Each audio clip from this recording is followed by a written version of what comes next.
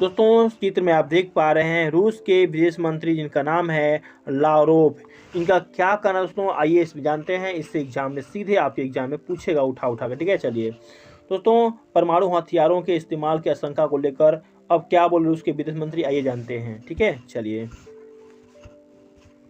Ukraine पर रूस के हमले के बीच ऐसी परमाणु हथियारों को लेकर भी बयानबाजी तेज हो गई थी।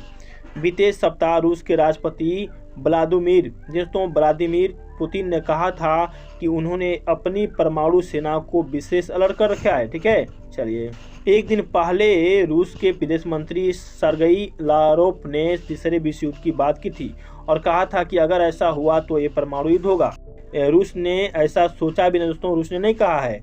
लावरोव का कहना है कि पश्चिमी देशों के नेता ही परमाणु युद्ध की बात कर रहे हैं और ये उनके प्रोपेगेंडा का हिस्सा हैं। वो पश्चिमी देश चाहते हैं कि वहाँ के लोगों पर दबाव बना रहे, जिससे रूस के खिलाफ काफ़ी सोच बने, ठीक। रूस के विदेश मंत्री ने ये भी कहा कि अमेरिका और अन्य देश दोस्तों चाहते हैं कि यूक्रेन धुआं हो जाए, यूक्रेन के सभी देशवासी मारे जाएं और मानो जो है बम की आग में जल जाए। लेकिन रूस के विदेश मंत्री ये नहीं चाहते हैं दोस्तों कि परमाणु युद्ध हो। ये कभी नहीं कोई चाहेगा दोस्तों, क्योंकि विश्व कल्याण के लिए बहुत ज़रूरी है।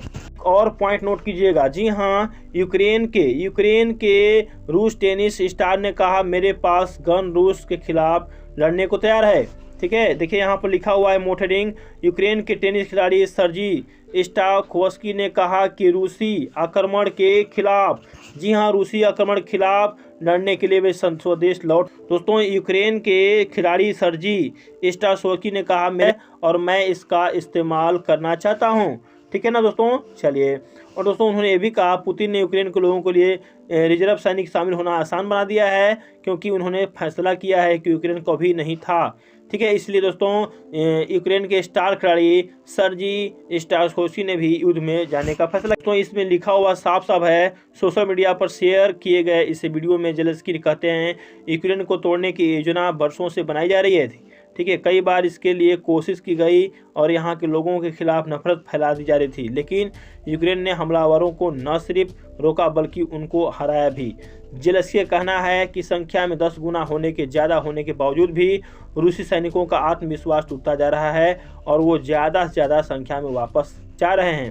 उन्होंने कहा हमारी सेना, सीमा सुरक्षा में लगे जवान और किसान हर एक ने कई रूसी सैनिकों को पकड़ा और वो रूसी सैनिक सभी यही कह रहे हैं कि उन्हें नहीं पता था कि वो क्या कर रहे हैं। यूक्रेन के राष्ट्रपति ने कहा कि आप लोग घर चले जाइए, आप लोग निर्दोष हैं, आप लोग को नहीं कुछ भी किया जाएगा, आप लोग निर्दोष हैं, आप लोग वापस चल जाइए, ठीक है ना। चलिए, नोट पॉइंट कीजिएगा। ब्रिटिश सैन्य खुफिया एजेंसी ने दावा किया है कि यूक्रेन की राजधानी कीव, ठीक है, की ओर जा रहा रूसी काफिला बीते दिन कुछ ही दूरी पर आगे बढ़ा है और जल्द ही ये वापस चला जाएगा, क्योंकि यूक्रेन भी बहुत तेज गति से, आपको मैं बता दूं, ये 65 किलोमीटर में, दोस्तों आपको मैं बता दोस्तों ये 65 किलोमीटर में फैला हुआ रूसी फौजियों का ही काफिला है। यह बम तोप लिए जा रहे हैं दोस्तों, ये पॉइंट याद कीजिएगा, 65 किलोमीटर जो है फैले हुए, ठीक है। ये आपसे एग्जाम में सीधे आपके एग्जाम में पूछ सकता है, ठीक। पॉइंट नोट करेंगे। यूक्रेन के विदेश मंत्री ने तस्वीर शेयर किया है, दावा किया है कि रूसी सैनिकों के लिए उमड़ा जनसैलाब, रूसी सैनिक धीरे धीरे करके अब जा रहे हैं दोस्तों, और यूक्रेन जो है चाहता है कि इस पर अटैक ना हो दोस्तों। यूक्रेन चाहता है कि हमारे देश पर कोई भी हमला ना हो। और ये भी मैं बता दूं, यूक्रेन की जनता, जी दोस्तों, यूक्रेन की जनता आप देख पा रहे हैं किस प्रकार से बीच में ही आकर खड़े हो गए, जिससे जो है कि रूसी सैनिक वापस चले जाएं। नहीं, नोट कीजिएगा पॉइंट, संघर्ष में मारे गए हैं रूस के 9000 सैनिक, यूक्रेन बोलता है दोस्तों।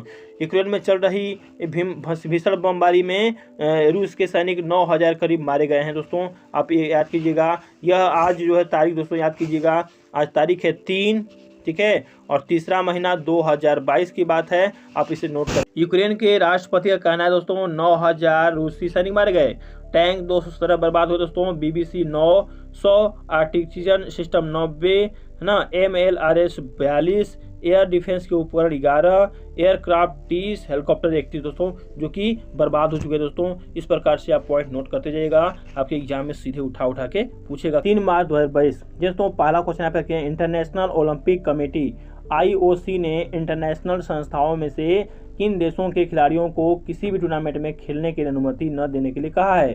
दोस्तों याद रखिएगा, रूस और बेलारूस के खिलाड़ियों को अब नहीं मिलेगा अनुमति। जी दोस्तों, रूस और बेलारूस के खिलाड़ियों को अब नहीं मिलेगा अनुमति, दोस्तों याद कीजिएगा। ठीक है, अगला क्वेश्चन नेक्स्ट याद कीजिएगा दोस्तों, यहाँ पर पूछा है, ठीक है, यहाँ पूछा है किस प्रसिद्ध, ठीक है ना, यहाँ पर अगला क्वेश्चन याद कीजिएगा, किस प्रसिद्ध फिल्म समीक्षक का 83 वर्ष की अवस्था में निधन हो गया है? दोस्तों उनका नाम क्या है? जी हाँ, जयप्रकाश चौकसे। क्या श्रीनगर के बाद किस राज्य में देश के दूसरे, ठीक है, ट्यूलिप गार्डन तैयार कर लिया गया है? दोस्तों याद कीजिएगा, इसका आंसर याद कीजिएगा, पालमपुर हिमाचल प्रदेश। पालमपुर हिमाचल प्रदेश। तो आपके मन में चलता होगा कि रूस और यूक्रेन के बीच क्यों युद्ध हो रहा है, ठीक है। चलिए मैं आपको बता दोस्तों, जिस प्रकार से भारत का पड़ोसी देश पाकिस्तान है, उसी प्रकार दोस्तों रूस का पड़ोसी देश कौन है? यूक्रेन है। दोस्तों रूस नहीं चाहता कि जो है यूक्रेन नाटो देश में शामिल हो जाए। दोस्तों नाटो, इसके लिए ही दोस्तों रूस और यूक्रेन के बीच भीषण युद्ध जो है चल रहा है। जैसे से दोस्तों कोई भी जीके अपडेट आता है दोस्तों, मैं वीडियो प्रोवाइड करूंगा दोस्तों आप सभी को। दोस्तों आई होप कि ये वीडियो काफी पसंद आ रहा है दोस्तों, और मिलते हैं आप सभी दोस्तों नेक्स्ट वीडियो में।